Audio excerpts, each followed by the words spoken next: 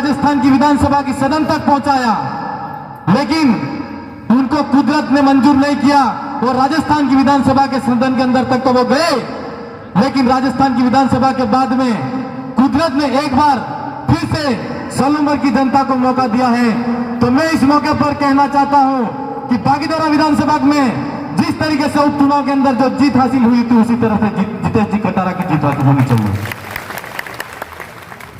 तो नामांकन रैली है और जुनून है, उसको देखते हुए मुझे लगता है कि सलूमर की जनता ने इस परिवर्तन करने का, और यह परिवर्तन होना चाहिए क्योंकि कुदरत भी चाहती है कि यहां पर सलूमर के अंदर परिवर्तन होना चाहिए। मैं सलूमर की जनता को भाई जितेश जी कटारा की तरफ से अपील करना चाहता हूं और कहना चाहता हूं कि आप मुझे एक बात बताइए कि अभी भारतीय जनता पार्टी की सरकार है और डबल इंजन की सरकार है यूं कहते हैं, तो राजस्थान के अंदर भी इनकी सरकार है और साली के अंदर भी इनकी सरकार है। यहाँ पर मानगढ़ डैम पर जो शहीद हुए थे हमारे जो पुरखे, उनके इतिहास को खत्म करने की और उनके इतिहास को मिटाने की बात कौन कर रहा है? मुझे आप बताइए कौन कर रहा है? जो भारतीय जनता पार्टी की विचारधारा के सांसद है वो कर रहे हैं कि नहीं कर रहे हैं?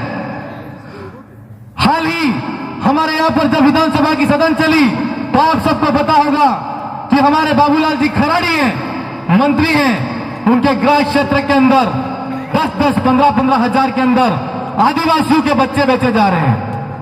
तो आदिवासियों के बच्चे बेचे जा रहे हैं तो वो कौन सी सरकार के मंत्री हैं? कौन सी सरकार के मंत्री हैं? भारतीय जनता पार्टी के मंत्री हैं कि नहीं है? और राजस्थान के अंदर भारतीय जनता पार्टी की सरकार है कि नहीं है? है ना? और आज एक मौके पर आपने अभी वीडियो देखा होगा और ऑडियो भी देखा है, और उस ऑडियो के अंदर एक ऑडियो वायरल हो रहा है कि जहां भारत आदिवासी पार्टी के लोग बढ़ रहे हैं और भारत आदिवासी पार्टी की विचारधारा बढ़ रही है, उन लोगों के घर जला दो, और जो लोग अगर रैलियों के अंदर जा रहे हैं उनको लठ मारो। ये कह रहे हैं कि नहीं कह रहे? तो ये भारतीय जनता पार्टी के लोग हैं कि नहीं है? भारतीय जनता पार्टी के लोग हैं। क्या ऐसे लोगों को वोट देना चाहिए जो लोकतंत्र के विरोधी हैं, मानवता के विरोधी हैं? आज हम भारत आदिवासी पार्टी की बात इसलिए करते हैं कि भारत आदिवासी पार्टी मात्र आदिवासी की बात नहीं करती है, सर्व समाज की बात करती है, मानवता की बात करती है, विज्ञान की बात करती है, प्रकृति की बचाने की बात करती है, जल जंगल जमीन की बात करती है। तो हम आपसे कहना चाहते हैं भारत आदिवासी पार्टी को वोट देना चाहिए कि नहीं देना चाहिए? हाथ खड़े करके आश्वासन और विश्वास तो जीतू भाई कटारा को वोट दोगे। और मैं कहना चाहता हूं कि भारतीय जनता पार्टी के कार्य हमने गिनाए हैं, भारतीय जनता पार्टी की विचारधारा हमने आपको गिनाई है।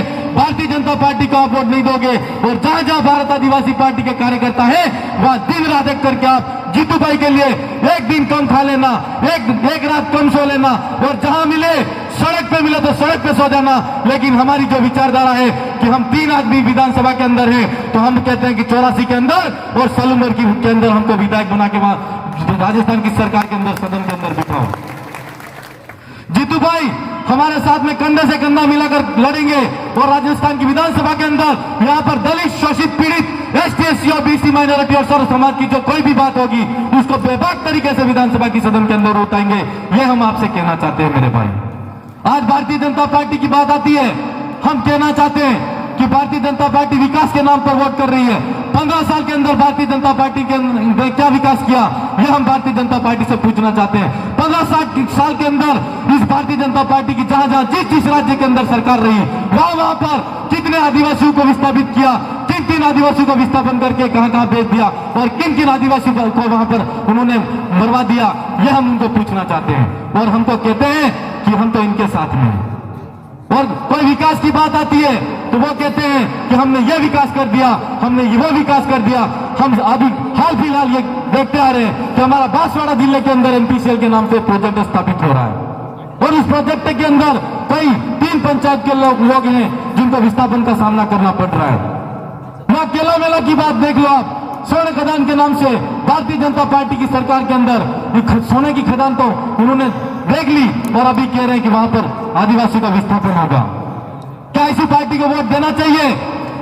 हाथ खड़े करके मुझे आश्वासन दो कि आज हाथ खड़े करके आश्वासन दो कि एक एक बंदा अब खुद अपने आप पर जितेश जी कटारा समझ के दिन और रात एक कर देना है। और 13 तारीख को जो वोट होने वाले वोटों की गिनती जिस दिन आए राजस्थान की विधानसभा के अंदर सोलुम्बर के अंदर बात का बवंडर आ जाना चाहिए और राजस्थान की विधानसभा के अंदर जितेश भाई कटारा बोलना चाहिए, उनका नाम बोलना चाहिए। ये मैं कहना चाहता हूं आपको। आज के मौके पर कहने को बहुत सारी बातें हैं, लेकिन मेरे भाइयों ये विचारधारा मानवता की तो है ही सही, लेकिन एसटी एससी ओबीसी वाले भाइयों को मैं कहना चाहता हूं कि ये लोग अपने वोटों के लिए हम एक दूसरे को लड़ाना चाहते हैं। आज से नहीं, हम कहना चाहते हैं आपसे, लोकतंत्र से पहले भी राजतंत्र हुआ करता था। उस समय भी हम आदिवासी लोगों ने महाराणा प्रताप के साथ में राणा पूंजा भील की सेना के रूप में खड़े होकर राजपूतों का साथ दिया था और इस क्षेत्र की लड़ाई लड़ी थी। आज फिर से हम कहना चाहते हैं कि भारत आदिवासी पार्टी मात्र आदिवासियों की नहीं है। मेरे एसटी एससी ओबीसी माइनॉरिटी सर्व समाज के भाइयों से मेरा कहना है और अपील है, जितेश भाई कटारा पे आप एक बार भरोसा करके देखो। वो जिस समय आप आवाज करोगे, काली रात के अंदर 12 बजे आपके बीच में आके खड़ा होगा। यह मैं आपको आश्वासन और विश्वास देना चाहता हूं।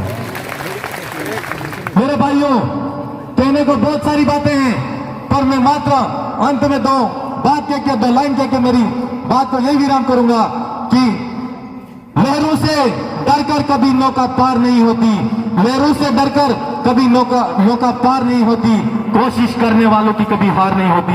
जय जोहार, जय संविधान, जय भारत, जय आप सबकी जय, जय भील प्रदेश।